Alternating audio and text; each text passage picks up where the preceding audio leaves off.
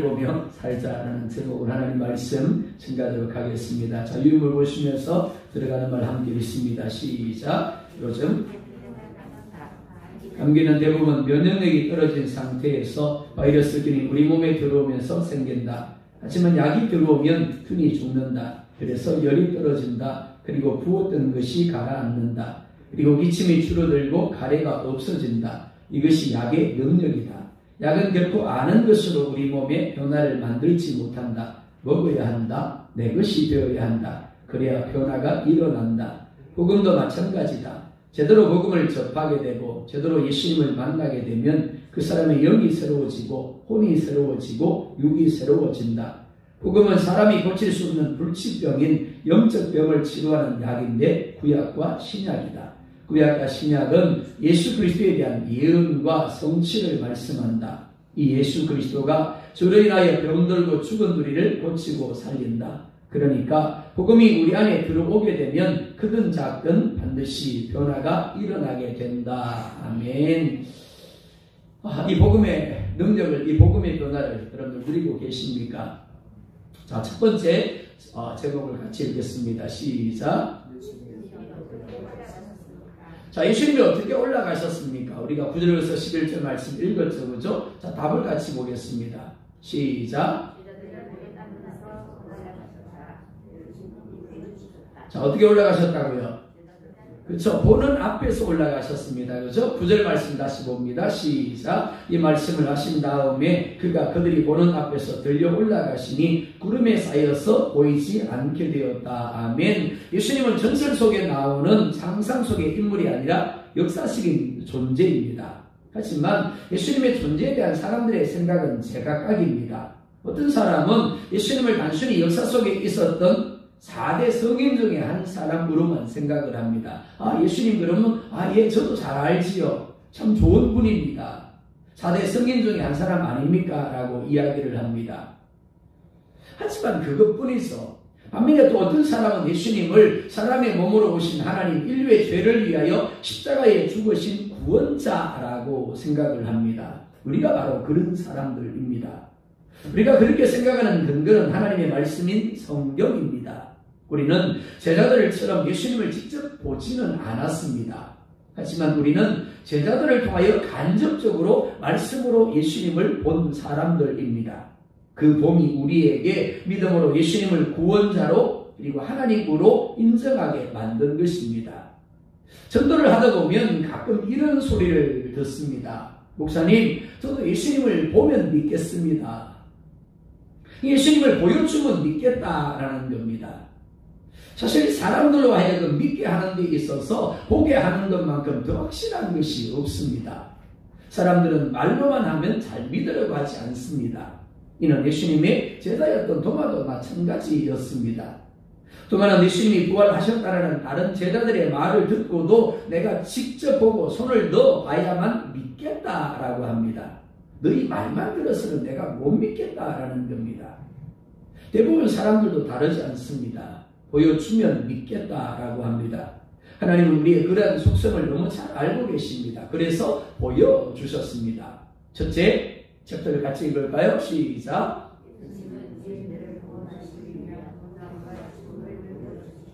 그렇습니다. 첫 번째, 예수님은 죄인들을 구원하시기 위한 고난과 죽음을 보여주셨습니다.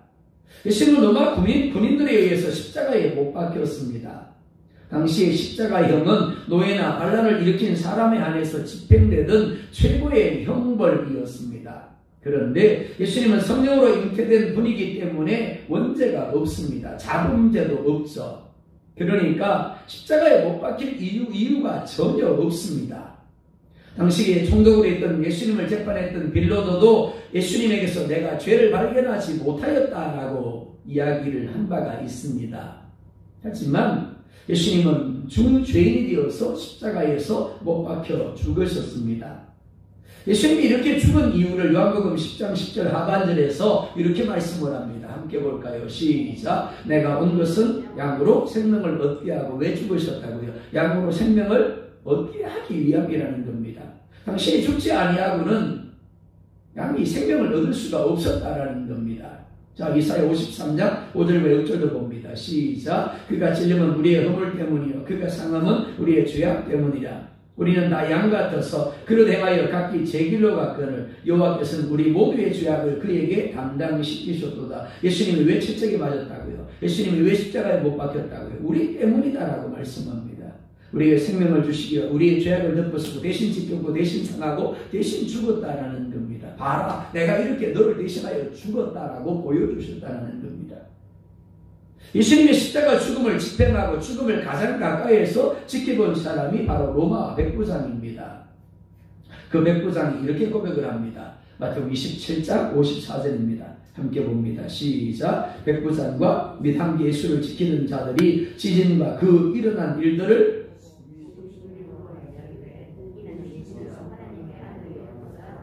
아멘. 자, 이렇게 고백을 합니다. 이런 지시로 하나님의 아들 이었도다 하더라. 근데 그 앞에 뭐라 그래요? 일어난 일들을 뭐 하고요? 보고라고 말하죠. 예수님이 그렇게 고난을 받고 예수님이 그렇게 죽으시는 것을 보고 이는 지시로 하나님의 아들 이었도다 하더라라고 말씀을 합니다. 자, 두 번째요. 예수님은 뭘 보여주셨다고요? 부활을 보여주셨습니다. 만약 예수님의 삶이 죽어 무덤에 장사되었더라도 끝이 났더라면 예수님의 죽음은 무의미한 것이 될 수도 있었을 겁니다. 왜냐하면 예수님의 죽음이 과연 인류의 죄를 위한 죽음이었는지를 증명할 길이 없기 때문에 그렇습니다.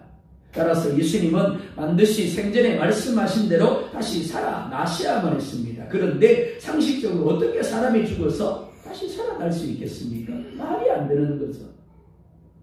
더욱이 죽은 후에 3일 만에 다시 살아난다는 것은 상상도 할 수 없는 일입니다. 그래서 어떤 사람들은 예수님이 십자가에서 실제로 죽은 것이 아니라 기절해 있다가 서늘한 곳에 두니까 다시 깨어난 것이다 라고 이야기를 합니다. 이런 사람들이 놓친 것이 있습니다. 십자가에 못 박힌 사람들은 온전히 죽었는가를 확인하기 위하여 반드시 끌어내리기 전에 다리를 꺾었어요. 그런데 예수님은 구약의 예언대로 다리가 꺾이지 않았습니다. 뼈가 꺾이지 않았어요. 대신 로마 군인이 예수님의 옆구리를 창으로 찌릅니다. 그러므로 말미암아 온몸에 있었던 피와 물이 다 빠지게 되었습니다. 자, 한번 생각해 볼까요? 물이 다 빠지고 피가 다 빠졌습니다. 혹시라도 예수님이 기절했다고 치자고요. 기절했는데 자기도 모르게 피가 다 빠져버리고 물이 다 빠져버렸어요. 그리고도 무덤 속에서 깨어날 수 있을까요? 그냥 기절했다가 죽는 겁니다. 그죠? 피와 물이 다 빠졌으니까. 그러니까 말이 안 되는 거죠. 또 대제사장을 비롯한 예수님을 십자가에 못 박은 사람들은 예수님이 살아났다는 것을 부정하기 위하여 제자들이 예수님의 시신을 훔쳐갔다라고 주장을 했습니다. 그런데 군인들이 그 무덤을 지키고 있었습니다. 그리고 그 무덤은 그 돌이 막고 있었습니다. 그러니까 제자들이 와서 예수님의 시체를 훔쳐갈 수가 없는 겁니다. 군인들이 피곤해서 졸아서 몰랐다라고 합니다. 그런데 작은 돌도 아니고 큰 바위를 굴러내는데 과연 그들이 모를 수 있었겠습니까? 그럴 수 없는 거죠.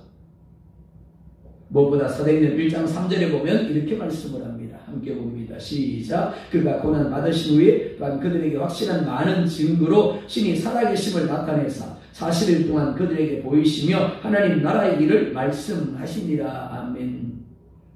예수님이 확실한 많은 증거로 친히 살아나셨음을 나타내 보이셨다라고 말씀을 합니다. 예수님이 다시 살아나신 것을 본 사람이 무려 500여 명이 됩니다. 그리고 40일 동안 그들과 함께 하시면서 이야기를 나누며 교제를 하셨습니다. 이들은 분명히 죽음으로부터 다시 살아나신 예수님을 본 겁니다. 예수님의 부활을 보았다라는 거죠. 자, 세 번째요. 하늘로 올라가시는 것 승천하심을 보여주셨습니다. 9절 상반절 볼까요? 시작. 이 말씀을 마치시고 그들이 보는데 올려져 가시니. 아멘. 예수님은 나 다시 살아났어 그러고는 갑자기 뽕 하고 사라지지 않았습니다. 무려 40일 동안 제자들과 함께 하셨습니다. 그리고 하나님 나라 일을 가르치셨죠. 그리고 40일이 되자 500여 명의 제자들이 지켜보는 가운데 올라가셨습니다. 예수님의 태어남, 예수님의 죽음, 예수님의 부활, 예수님의 승천은 결코 전설의 고향에 나오는 이야기가 아닙니다. 누군가가 그랬더라 라고 하더라가 아닙니다. 수많은 사람들이 직접 본 실제적인 사건입니다.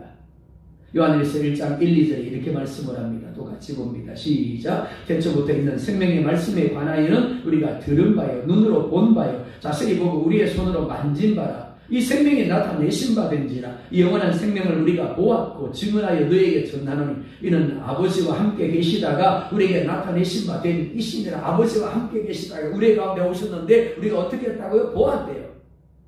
그리고 어떻게 해요? 들었대요. 그분이 하시는 말씀은. 또 어떻게 했다고? 손으로 만졌대요. 예수님의 존재가 그렇다라는 겁니다. 예수님의 죽음이 그러하고 예수님의 부활이 그러하고 예수님의 승천이 뭐라고요? 환상이 아니라는 겁니다. 꿈꾼 게 아니라는 거예요. 실제적인 사건이라는 겁니다. 마찬가지로 예수님의 재림도 실제적인 사건이 되어질 겁니다. 수많은 사람들이 보는 가운데 예수님이 다시 오실 겁니다. 동시에 이는 우리가 믿는 천국의 실제성을 보여주는 겁니다. 예수님이 이렇게 보이신 이유가 무엇일까요? 왜 예수님이 이렇게 우리에게 보게 하시고 또 보게 하셨을까요?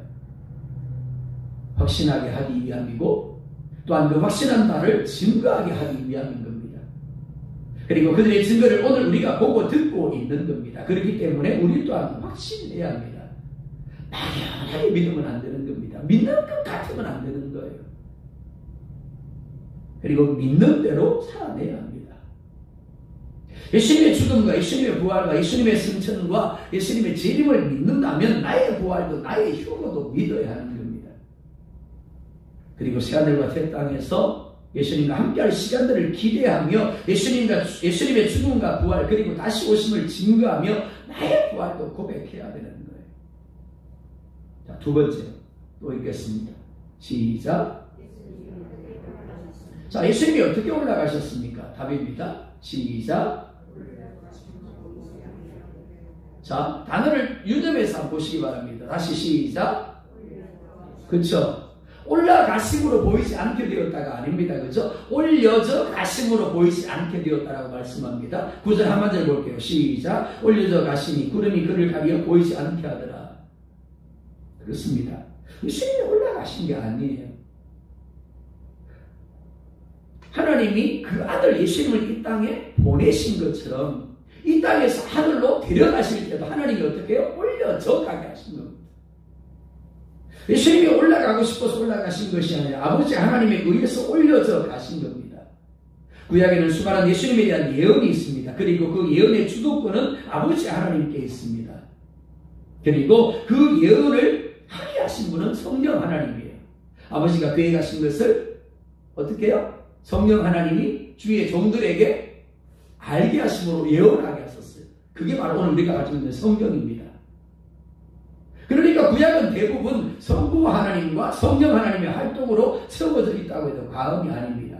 아버지가 계획하시고 성령 하나님이 각 사람에게 어떻게 해요? 감동하셨어요. 기록하게 하시고 전하게 하셨습니다. 그런데 신약에 와서 구약에 넘치게 예언했던 성자 하나님이 사람의 모습으로 등장을 하죠. 태어나셨습니다. 보냄을 받았습니다. 그리고 가르치고 전파하고 고치는 일을 하시고 마침내 고난을 받고 십자가에서 죽습니다. 그리고 말씀하신 대로 3일 만에 다시 살아나시고 40일 동안 제자들을 다시 가르치신 후에 어떻게 해요? 승천하십니다. 예수님은 제자들과 3년 동안이나 함께 하셨습니다. 따라서 제자들은 당연히 예수님이 떠나지 아니하고 계속해서 자신들과 함께 하기를 원했을 겁니다. 하지만 예수님은 요한복음 16장 7절에서 이렇게 말씀을 합니다.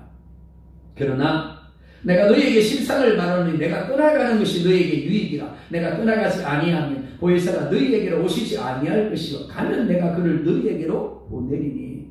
뭐하다고요? 내가 떠나가는 것이 너희에게 유익하다라고 이야기를 합니다.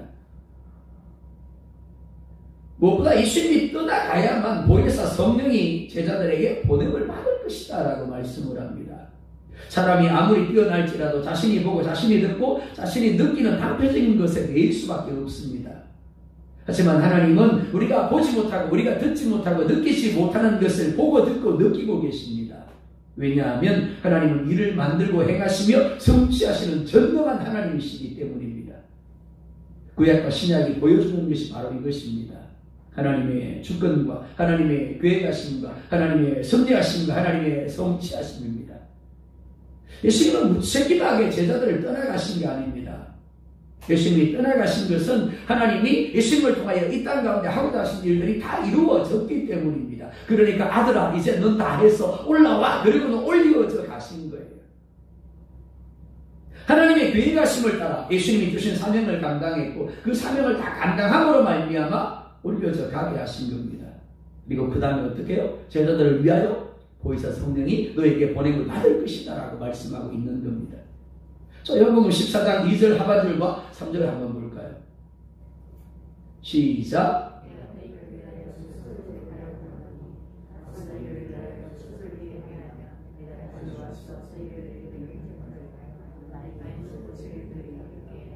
자, 아멘. 이 말씀을 유념해서 한번 보시기 바랍니다. 예수님이 이 땅에 오셔가지고 몇 년 동안 계셨죠?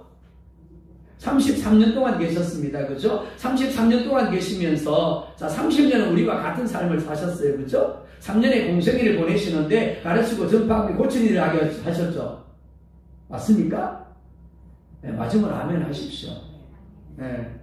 네, 갑자기 사랑에 대해서 막 이런 와 하는 분위기에 있다가 와서 너무 조용한 분위기 있으니까, 참 그렇습니다. 자, 가르치고 전파하며 고친 일을 하게 사셨습니다. 그 다음 고난을 하고 십자가에 죽으셨죠? 맞습니까? 그리고 부활하셨어요. 그죠? 자, 여기까지가 주님이 하시는 일입니다. 그죠? 자, 그리고 어디로 올라가셨어? 하늘로 올리워져 갔었습니다. 그죠? 자, 그러면 질문입니다. 하늘에서 지금 예수님은 뭐 하고 계실까요? 1번 쉬신다. 2번 여전히 일하고 계신다. 일하고 계신다. 무슨 일을 하실까요? 우리가 읽었잖아요. 이렇게 말씀합니다. 내가 너희를 위하여 처소를 예비하러 가노니 라고 이야기를 하시고 처소를 예비한다 하는 건 ing예요. 계수가 한다라는 겁니다. 언제까지 이렇게 말합니다. 가서 너희를 위하여 처소를 뭐 하면요? 예비하면 예비하는 일을 마치면 내가 다시 와서 너희를 내게로 영접하여 라고 말씀하죠. 그러니까 예수님이 제일 먼저 한다고요? 하늘에서 처소를 예비하는 일을 다 마치면 오시는 겁니다. 맞죠? 그죠? 그렇습니다. 자, 예수님이 이 세상에서 떠나가신 것은, 즉 올려져 가신 것은 이 땅에서의 목적이 다 이루어졌기 때문입니다. 동시에 하늘 목적을 위함입니다. 이 땅에서의 목적은 예수님이 함께하는 것보다 보혜사 성령께서 함께하는 것이 유익했기 때문에 당신 자신이 해야 될 일을 다 마쳤기 때문입니다. 아멘. 하늘 목적은 뭡니까? 이제 내가 가서 뭘 해야 된다고요? 처소를 예비하는 일을 하셔야 되는 겁니다. 그러기 위해서 가신 겁니다. 예수님은 이 땅에서 아버지 하나님을 우리 가운데 보여주셨습니다. 예수님은 하나님 아버지를 육으로 보여주셨죠. 그리고 말씀으로 보여주셨습니다. 그리고 죽음과 부활과 성천으로 우리 가운데 보여주셨습니다. 이것이 보이는 예수님의 역할이었습니다. 이제 그 역할을 다 하셨기에 하늘에 올라가셔서 또 다른 하나님 아버지가 자신에게 맡겨주신 그 일을 감당하고 계시는 겁니다. 그리고 그 일을 다 하고 나면 어떻게 하신다고요? 다시 오시는 거죠. 지금도 처소를 예배하고 계심을 믿으시기 바랍니다. 뿐만 아닙니다. 우리를 위하여 하나님 우편에서 기도하고 계심을 믿으시기 바랍니다. 우리도 우리의 뜻이 이루어지는 것을 최상으로 여깁니다. 그래서 하나님이 우리의 뜻대로 역사하실 때 하나님을 선하신 하나님, 신실한 하나님으로 고백합니다. 우리의 기도가 응답이 되면 우리는 그렇게 고백을 하죠. 네, 어제 제가 9시쯤에 도착을 했습니다. 도착을 해가지고 오니까 우리 김장님이 기도하고 잠깐 이야기를 하는데 제가 그 이야기를 했어요. 저는 차를 못 받았어요. 스타디아를 받고 싶었는데 안 주시는 거예요. 기도 마치겠습니다. 저도 가서 순서마다 합심기도 할 때마다 꼭 한 가지 더 붙였어요. 하나님 스타디아, 하나님 스타디아. 근데 안 주시더라고요. 네 대를 뽑는데 한 대 한 대 뽑힐 때마다 되게 섭섭한 거예요. 우리 기회가 딱 한 번뿐입니다. 사실은 안 몰려가지고 섭섭했는데 나중에는 섭섭하게 사라지더라고요. 왜냐하면 뽑힌 분들이 정말 뽑힌한 분들이에요. 어떤 한 분은 신안에 있는 섬에 목회를 하시는 여자 목사님이신데 집이 대전이에요. 대전에서 이제 신안을 주말마다 왔다 갔다 하시는 겁니다. 차를 가지고. 근데 성도가 3명이 었대. 노인이겠죠. 근데 한 분이 소천을 했어. 몇 명 남았어요? 2명. 그 2명 때문에 왔다 갔다 하는 차가 낡았으니까 장거리 이동하기 얼마나 불편하겠어요. 하나님이 주신 거예요. 그리고 구미에 있는 교회 한 분이 또 받았어요. 근데 지하교회야. 상가 지하에 있는 교회야. 또 두 분도 마찬가지예요. 사연을 이야기 들어보니까 뭐 안 주셨다고 불평할 그게 아니야. 우리는 너무 부자 교회예요. 너무 큰 교회야. 그 교회에 비하면 안 주시기에 감사한 거예요. 그렇습니다. 당장 현실로 보면 어떻습니까? 하나님 왜 내게도 안 들어줘요? 나한테 왜 안 주시는데? 내가 원하는 대로 왜 안 이루어주시는데? 그죠? 아니라는 거죠. 우리의 뜻이 최상으로 여겨지지만 돌아가서 지나간 후에 보면 어떻다고요? 그게 아니더라는 거예요. 하나님이 최상으로 나를 이끄셨구나. 깨닫게 되는 거죠. 하지만 어떻습니까? 우리는 어린아이처럼 때를 씁니다. 아버지가 안 해주면 안 할 거예요. 어린아이들에게 있어서 엄마는 자기 뜻대로 해줄 때 참 좋은 엄마예요. 근데 아무리 좋은 엄마라도 자기 뜻대로 안 해주면 어떻다고요? 혹시 우리 엄마가 나 고아원에서 데려온 엄마인지 모르겠어. 그렇게 되는 거죠. 우리에게 하나님이 그렇다라는 거죠. 늘 하나님은 우리 가운데 최상의 것을 주기 원해서 계속해서 일하고 계시는데 우리는 아직 우리의 뜻대로만 되기를 원한다라는 거죠. 제자들도 마찬가지였을 겁니다. 그죠? 예수님 못 보내. 가지 마세요. 왜 가야 돼요? 우리와 함께 해주세요. 근데 예수님은 떠나가야 된다라는 겁니다. 하나님의 뜻은 예수님이 성천하고 보혜사 성령님이 보냄을 받는 겁니다. 이것이 제자들을 위하는 것이다 라고 말씀을 합니다. 그래서 예수님은 제자들을 떠나 성천하십니다. 하나님 예수님을 통해서 하고자 하신 것이 무엇입니까? 이스라엘이 로마로부터 독립하는 것이 아닙니다. 질병에서 노임을 받고 일용할 양식을 공급받고 힘든 일을 만날 때마다 앞서 가서서 해결해 주시는 것이 아닙니다. 물론 이런 일들이 우리에게 하나님의 역사로 나타나요. 그러나 이게 본질은 아닙니다. 40일 동안 예수님이 제자들에게 하나님 나라 일을 말씀하셨는데도 불구하고 제자들이 뭐라고 했습니까? 이스라엘을 회복하심이 이때입니까? 예수님이 제자들과 함께 한다면 제자들은 죽을 때까지 하나님 나라의 일이 아니라 사람의 일, 이 땅의 일에 매일 삶을 살 수밖에 없습니다. 어떻게 하면 부자 될까? 어떻게 하면 더 높은 자리에 올라갈까? 어떻게 하면 내 소원이 이루어질까? 왜 그럴까요? 예수님의 영광은 고난을 받고 십자가에 죽고 부활하시며 승천하시는 것이고 거듭나게 하고 변화되어 옛사람의 방식을 버리고 하늘 사람으로 하나님의 다스림을 인정하고 하나님 중심의 삶을 살게 하는 것을 누가 한다고요? 성령 하나님이 하시는 거예요. 성령 하나님이 안 오시면 예수님은 늘 이 제자들 때문에 속상해야 되는 겁니다. 매일같이 울고 매일같이 탄식하셔야 되는 거예요. 많은 이들이 하나님을 믿는다고 하면서도 여전히 자기중심적이고 세상 중심의 사고방식에 붙들려 있습니다. 하나님보다 내가 더 옳다고 하나님이 원하는 대로가 아니라 내가 원하는 대로 되어야 한다고 생각합니다. 그래서 예수님이 올라가신 거예요. 그래야 성령님이 오시기 때문입니다. 그래야 성령님이 나를 변화시키고 새롭게 하시며 성숙하게 하시고 하나님의 사람으로 온전하게 하시기 때문입니다. 마찬가지예요. 내 뜻이 실패하고 하나님의 뜻이 이루어져야 합니다. 그것이 내게 유익한 겁니다. 이를 인정하는 것이 믿음입니다. 예수님이 올라가신 것이 아닙니다.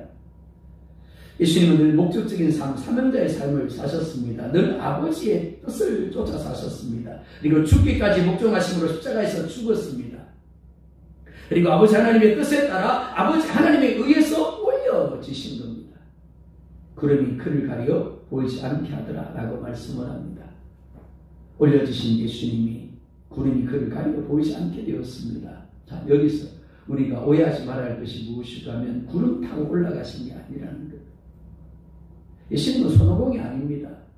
굳이 구름을 타실 필요가 없습니다. 구름은 성경에서 하나님의 영광을 표현할 때 쓰이는 도구입니다. 그러니까 예수님이 영광 중에 하늘로 올려졌음을 말씀하는 겁니다. 그래서 빌립보서 2장 9절에 이렇게 말씀을 합니다. 함께 봅니다. 시작. 이름으로 하나님이 그를 지극히 높여 모든 이름 위에 뛰어난 이름을 주사. 그렇습니다. 모든 일을 다 감당하신 그 아들 예수님을 영광 중에 하늘로 올라가게 하신 겁니다. 우리의 삶도 예수님처럼 목적적이고 사명을 가진 삶입니다. 우리가 이 땅에서 이루어할 것은 내 뜻이 아닙니다. 나를 이 땅에 보내신 하나님 아버지의 뜻입니다. 따라서 우리는 범사에 하나님의 선하시고 기뻐하는 뜻이 무엇인가를 분별하고자 해야 됩니다. 그리고 그 뜻에 순종하고자 해야 합니다. 그러니까 때로는 내가 원하는 대로 되지 않을 수도 있습니다. 이번에 5,000교회가 참여를 했습니다. 5,000교회 7,000명이 참석을 했어요. 근데 그 중에 50명 이하 교회가 몇 교회일까요? 3,000교회입니다. 그러니까 3,000개 교회 50명인데 그 중에 많은 교회들이 10명도 안 되는 거예요. 와가서 울면서 기도하는 겁니다. 다시 부흥을 주십시오. 다시 일어서게 해주십시오. 그러는 겁니다. 3명이었는데 그분 한 분을 천국 떠나보내고 그자 목사님이 얼마나 슬펐을까요? 여러 목사님들과 교제할 시간들이 있었습니다. 그분들이 그러는 겁니다. 개척교회인데 한 분이 나왔다가 잘 나오다가 어느 날 갑자기 다른 교회로 떠나가 말을 못하고 그냥 눈물만 나온다는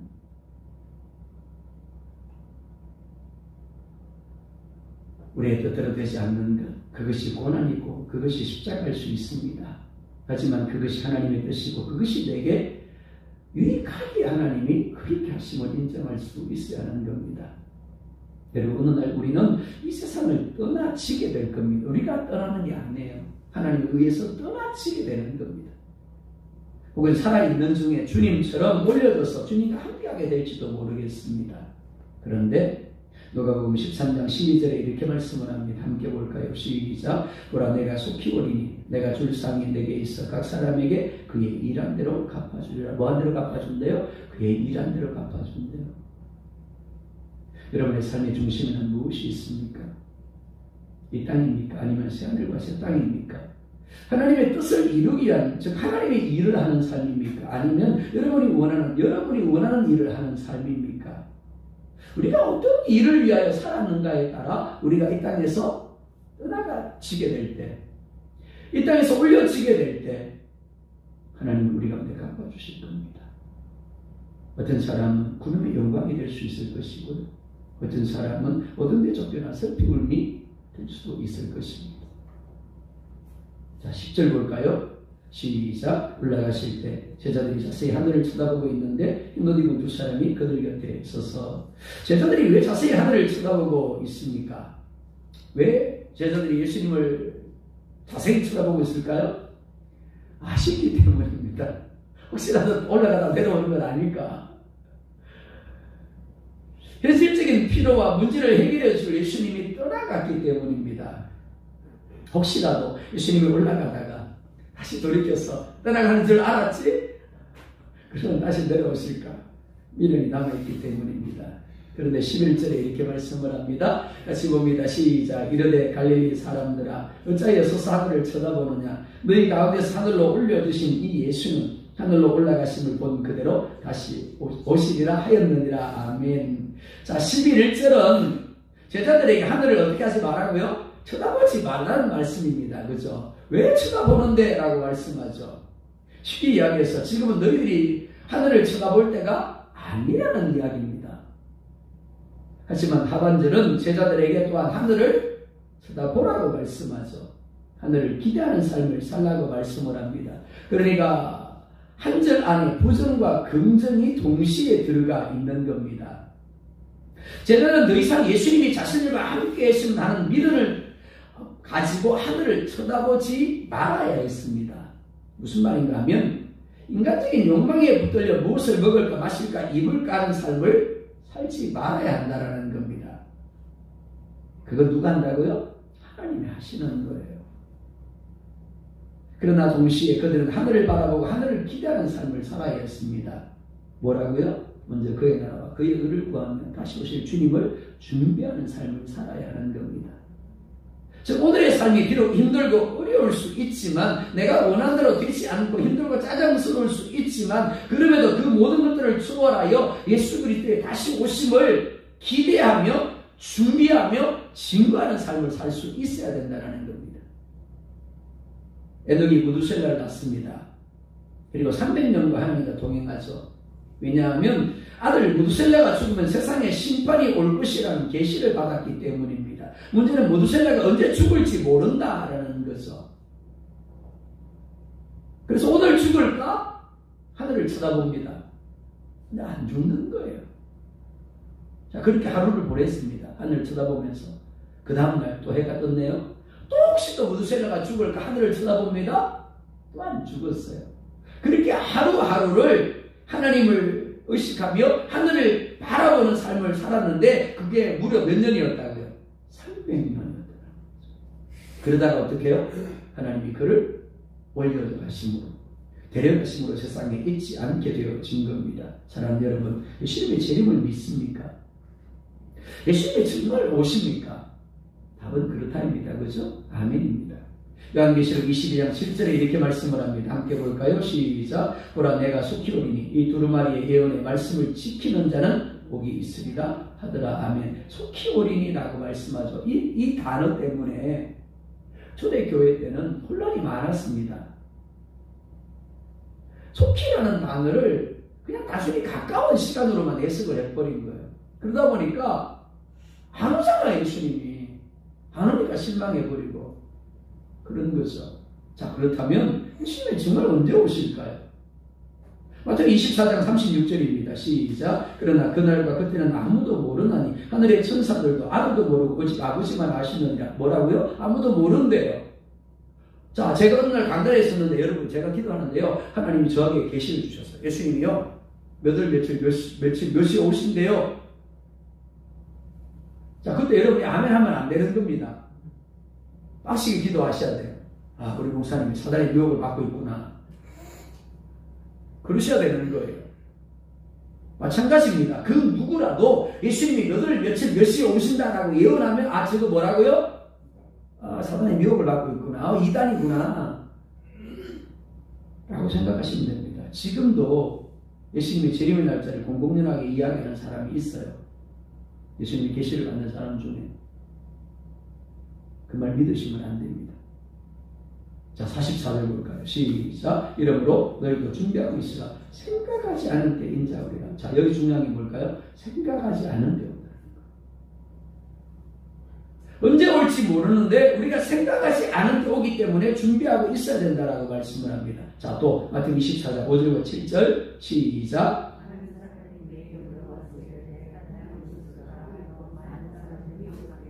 민족이 민족을, 나라가 나라를 대적하여 일어나겠고 곳곳에 기근과 지진이 있으리니. 자, 우리가 지금 보고 있죠, 그죠? 많은 이들이 내가 그리스도야, 내가 예수야. 특히 우리나라에서만 참 이런 사람들이 많습니다. 뿐만 아니죠, 그죠? 뭐라고 말씀합니까? 민족이 민족을, 나라가 나라를 대적하여 일어나겠고 곳곳에 기근과 지진이 있으리라. 더 나아가 11절 14절입니다. 시작. 거짓 선지자가 많이 일어나 많은 사람을 미혹하겠으며 불법의 성함으로 많은 사람의 사랑이 식어지리라. 그러나 끝까지 견디는 자는 구원을 얻으리라. 이 천국 복음이 모든 민족에게 증거되기 위하여 온 세상에 전파리니 그제야 끝이 오리라. 모든 민족에 증거되게 온 세상에 전파리니 이미 복음이 다 전파되었어요. 민족에는. 자, 그 앞에 뭐라고 얘기합니까? 사랑이 식어지리라. 자, 그 앞에 또 뭐라 그러죠? 많은 사람을 미혹할 것이다. 우리가 보고 있지 않습니까? 우리는 예수님이 재림하실 날을 모릅니다. 하지만 분명히 아는 것이 있죠. 뭡니까? 징조입니다. 그죠? 그것에 지진과 지진이 있을 것이다. 뭐 옛날에도 기근이 있었는데, 뭐 지진이 있었는데, 요한계시록이 뭐라 말합니까? 4분의 1이 죽임을 당할 것이고 3분의 1이 죽임을 당할 것이고 엄청나지 않습니까? 그러니까 예수님의 재림 때 가까워지면 점점 더 강도가 더해진다는 거죠. 마침내 이게 뒤집어져 버리는 거죠. 그래야만 새하늘과 새 땅에 임할 수 있는 거니까. 옛집이 무너져야만 새 집이 지어지기 때문에 그렇습니다. 또 뭐라 그럽니까? 미혹도 마찬가지입니다. 그렇죠? 초대교회 때로부터 사실 이단은 있었어요. 근데 점점 더 많은 이단들이 있게 될 것이고 자칭 그리스도라는 사람들이 많이 나타나게 될 것이다 라고 이야기를 하고 있는 겁니다. 무엇보다 복음이 모든 민족에게 온 세상에 전파될 것이다. 그제야 끝이 오리라 라고 말씀합니다. 우리는 지금 그 때를 살고 있는 거예요. 그러니까 지금 당장 예수님이 와도 이상할 게 없는 겁니다. 우리의 몸의 기능이 떨어지고 자주 아프면 죽을 때가 가까워졌다라는 것을 생각하게 되죠. 예전에도 아팠습니다. 그죠? 예전에도 고장났어요. 근데 정말 점점 더 나이가 들어가고 죽을 때가 가까워지면 어떻습니까? 고장 횟수가 잦아져요. 몸의 기능도 점점 더 떨어지죠. 그게 징조라는 것. 마찬가지입니다. 조금 가물고 조금 지진이 일어난다고 해서 예수님이 재림할 때가 가까워졌다고 생각하는 사람은 없을 겁니다. 어느 누가 기근과 지진, 자연재해를 봐도 예수님이 재림하실 때가 가까워졌다고 생각하는 때가 있다는 거죠. 무엇보다 자칭 그리스도라는 이들과 거짓 선지자들이 많이 일어나고 불법이 성하고 사랑이 식어지는 그것이 징조가 될 수 있다는 겁니다. 자, 그러면 어떻게 준비해야 될까요? 에녹처럼 하시면 됩니다. 내일 생각하지 마시라는 거죠. 내일 내가 이렇게 할 것이다. 아닙니다. 오늘이라는 시간, 마치 오늘이 예수님 오시는 날인 것처럼, 예수님 오늘 내가 올 거야 라고 예고하신 것처럼 그렇게 뭐 하면요? 하늘을 보며 살면 되는 거예요. 자, 나가는 말 볼까요? 시작. 하나님과 동행하는 것이 결코 쉽지 않았을 것이다. 어떻게 늘 긴장하고 늘 조심하고 늘 목적적인 삶을 살 수 있는가? 하지만 해냈다. 왜냐하면 300년이 아니라 오늘 모두 셀라가 죽을 수 있기에 오늘이 마지막 날인 것처럼 살았기 때문이다. 그렇게 하루하루를 하늘을 보며 살다 보니 무려 300년간 하나님과 동행한 것이다. 어떻게 그럴 수 있었을까? 모두셀라가 죽으면 심판이 온다는 것을 확신했기 때문이다. 그렇기 때문에 예수님이 언제 오느냐에 관심 갖지 마라. 우리가 해야 할 것은 오늘 예수님이 온다는 생각으로 하늘을 보며 주님과 동행하는 삶을 사는 것이다. 주님이 명령하신 대로 복음을 증거하는 삶을 사는 것이다. 그렇게 하루하루를 살다 보면 어느 날 주님이 오실 것이고 우리 모두가 주님과 함께하게 될 것이다. 아멘. 그런 우리 모두가 되기를 원합니다.